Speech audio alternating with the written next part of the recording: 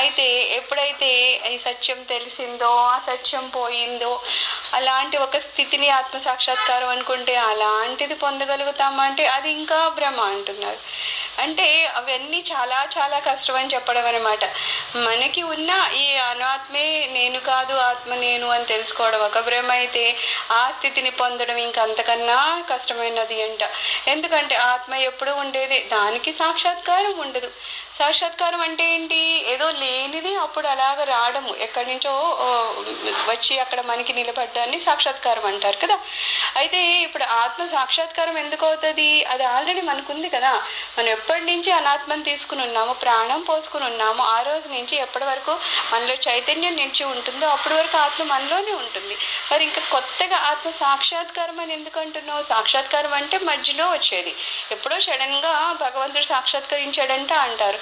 అంటే ఏదో కాసింతసేపు ఆయన కనపడి ఆ రూపాన్ని చూపించి వెళ్ళిపోయారు, అది వేరు. కానీ మనలో ఉన్న ఆత్మ కొత్తగా సాక్షాత్కరించడానికి ఏం లేదే. ఎందుకంటే మనం పుట్టామంటేనే ఆత్మ ఉంది కాబట్టి పుట్టాము.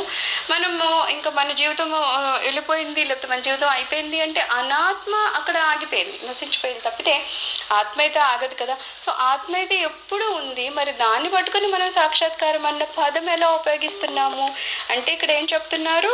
ఆత్మ సాక్షాత్కారం అనే పదమే అసలు సరి అయినది కాదు, అదే భ్రమ అని అంటున్నారు.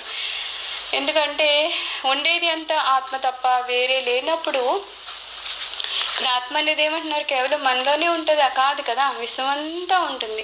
సో అంతటా మన ఆత్మే ఉన్నప్పుడు మళ్ళీ ఆత్మ సాక్షాత్కారం కలుగుతుంది అంటే ఎలా కలుగుతుంది అని అడుగుతున్నారు.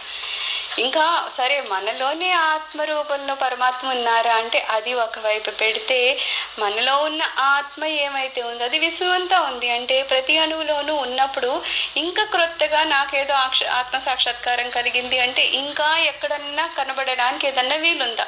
ఏదన్నా ఒక ప్లేస్ ఉందా? ఏం లేదు కదా. ప్రతి దానిలోనూ స్వామి ఉన్నారు. ఇంకా కొత్తగా మళ్ళీ స్వామి కనిపించాలని కానీ, లేకపోతే ఆ సమయంలో కనిపించాలి, లేకపోతే ఈ ప్రదేశంలో కనిపించాలి, లేకపోతే ఈ రూపంలో కనిపించారనడానికి ఏముంది?